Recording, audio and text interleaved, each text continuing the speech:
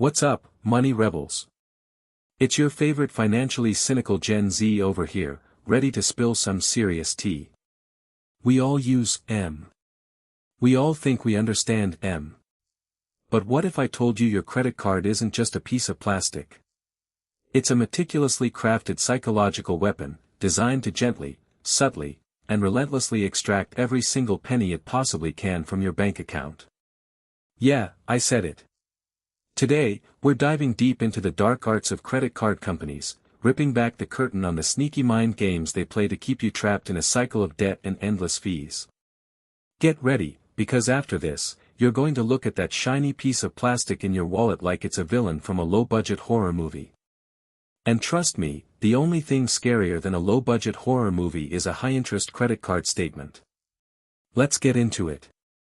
First up, the grand illusion. The credit card companies don't want you to think of your card as a loan. Oh no, that's far too responsible. They want you to see it as an extension of your existing money, maybe even bonus money. Hey, I don't have enough for that new thing right now, but I have my credit card. Sound familiar? This is called decoupling.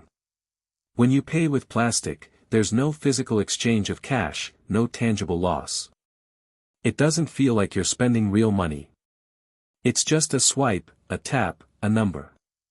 This psychological distance from the actual transaction makes you less sensitive to the cost.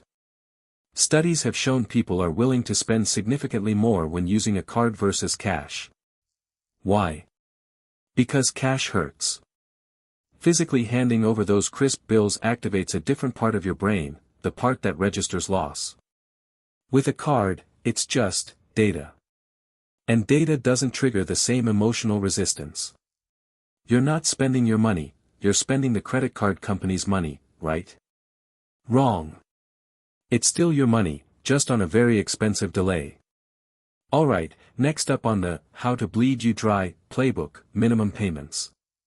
Seriously, if there's one thing these companies are geniuses at, it's making debt look manageable. Oh, only $30 this month? I can totally swing that. Yeah, you can swing it, straight into a decade of paying interest. Here's the cold, hard math, kids, minimum payments are almost entirely designed to cover the interest, with a tiny, minuscule crumb going towards the principal. Let's say you have a $5,000 balance at 20% APR. If your minimum payment is 2% of your balance, a common structure, that's $100. Of that $100, a whopping $83 might be interest, leaving just $17 to actually pay down your debt. At that rate, you'll be paying for that one-time purchase longer than you'll be alive.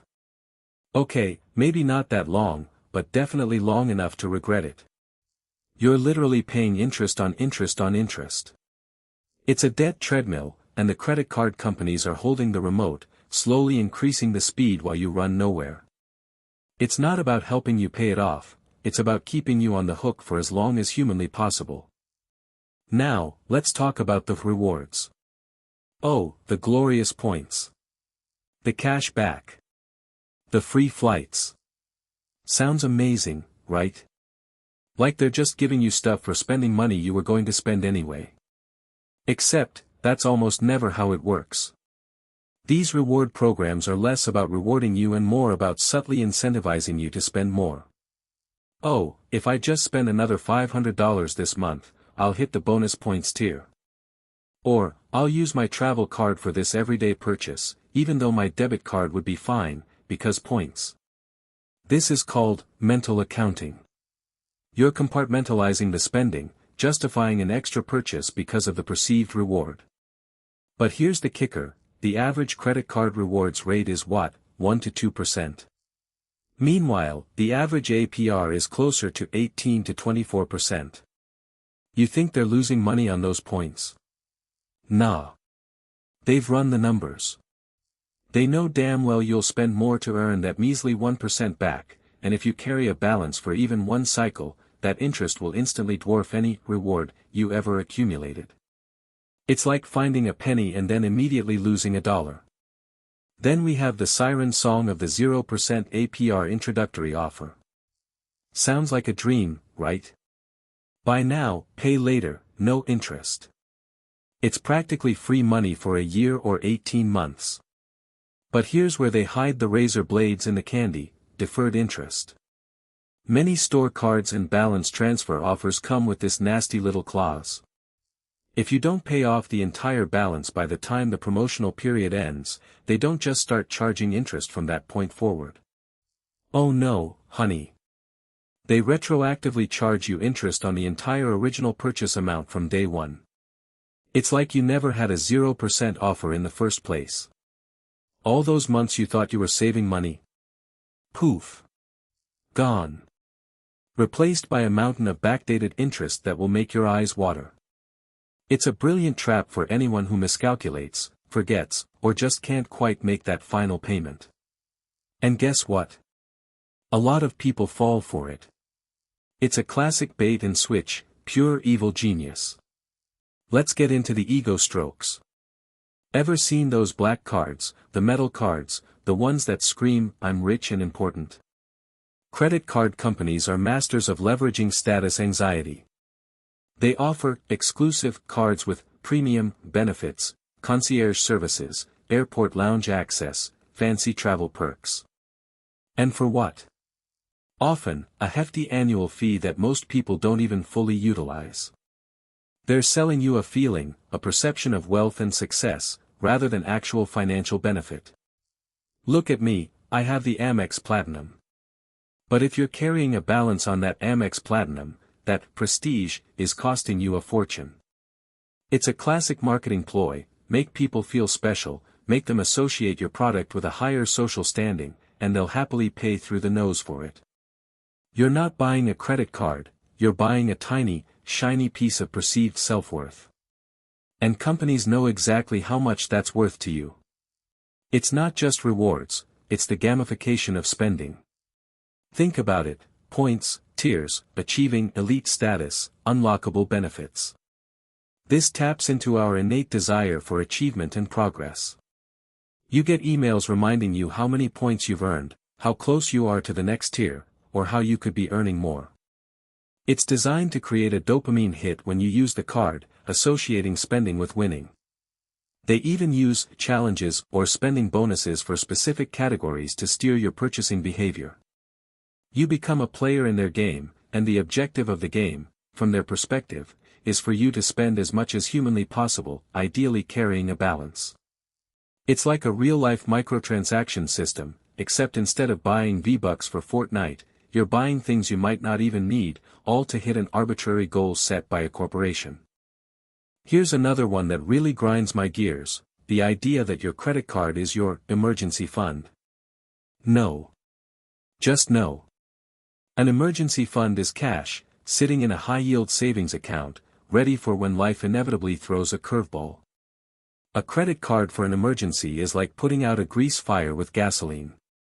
It's a quick fix that will burn you later, and at a much higher cost. When you rely on a credit card for emergencies, you're not just solving a problem, you're creating a new, more expensive one. It's a temporary reprieve that comes with an APR attached, quickly turning a manageable crisis into a debt spiral. They know you'll reach for it in a pinch, because they've successfully positioned it as a safety net. It's not a safety net, it's a very pretty, very expensive trapdoor. And then there are the punishments. Miss a payment? Boom. Late fee. Sometimes a penalty APR kicks in, jacking up your interest rate from, say, 20% to 30% or even higher. This isn't just about covering their administrative costs, it's about profit maximization. They know life happens. They know people forget. They know financial hardship strikes. And they've built these mechanisms to capitalize on your mistakes. These fees and penalty rates are designed to be punitive enough to sting, but not so punitive that you give up entirely. Just enough to keep you struggling, just enough to add another layer of profit. It's a masterful blend of fear and financial pressure, ensuring that even your slip-ups contribute to their bottom line. Even something as seemingly helpful as autopay can be a subtle trap. Many credit card companies default the autopay option to the minimum payment. Why? Because they know if you set it and forget it, you'll likely never change it to the full balance. It's a nudge towards less responsible behavior, disguised as convenience. If you're not actively seeing that large bill every month, or consciously choosing to pay it in full, it's easier to ignore the true cost. It's an out-of-sight, out-of-mind tactic that benefits them enormously. Always set your autopay to the full statement balance, not the minimum, if you want to use it responsibly. Or better yet, review your statement manually each month. It keeps you engaged with your finances. Finally, let's talk about the raw, messy psychology of emotional spending. Credit cards are the ultimate enablers of instant gratification. Feeling stressed? Sad? Bored? Swipe. That quick hit of retail therapy feels good in the moment, but the bill always comes. And when you're using a credit card, there's no immediate consequence, no pain of pain, to slow you down. It's like a direct pipeline from your emotions to debt. Credit card companies don't invent emotional spending, but they certainly grease the wheels, making it frictionless to act on impulse. They thrive on your moments of weakness, your desire for temporary happiness, turning your psychological vulnerabilities into cold, hard cash for them. So, now that we've dragged these psychological vampires into the light, how do we fight back? 1. Pay in full, every single time. This is non-negotiable. If you can't pay it off, you can't afford it. Period. The moment you carry a balance, you're losing the game. 2. Treat your credit card like a debit card, mentally only spend money you actually have in your bank account. Use it for the rewards, sure, but pretend that money is gone from your checking account the moment you swipe. 3. Audit your rewards programs. Are you really getting value? Or are you spending more to chase diminishing returns? Sometimes the best reward is simply not paying interest. 4. Read the fine print, especially 0% APRs. Know the deferred interest traps. Set aggressive calendar reminders to pay off the entire balance before the promo period ends. 5. Build a real emergency fund. 3 to 6 months of living expenses in a separate, easily accessible savings account.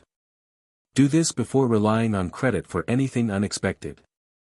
6. Cancel unused cards, carefully. While it can slightly impact your credit utilization, having too many open lines of credit can be tempting. Consider keeping older cards with good history open but lock them away. For new, tempting cards you don't need, ditch them. 7. Know your triggers. When do you emotionally spend? When do you fall for the just one more purchase trap? Self-awareness is your superpower here. 8. Automate full payments. If you use autopay, set it to pay the full statement balance, not just the minimum. This is the only way to genuinely use credit cards for their benefits without falling into their traps. Look, credit cards aren't inherently evil. Used responsibly, they can be tools for building credit and earning modest rewards. But their business model is built on betting against your financial discipline. They're counting on you to make mistakes, to give in to impulse, to misunderstand the fine print. Don't let them win. Arm yourself with knowledge, practice ruthless financial self-awareness, and remember, every dollar you save from their clutches is a dollar you keep for your future. So, go forth, be financially savvy, and don't let plastic push your buttons. Drop a comment below if you've ever fallen for one of these traps. We're all in this together. Hit that like button, subscribe for more truth bombs, and I'll catch you in the next one. Stay woke, financially.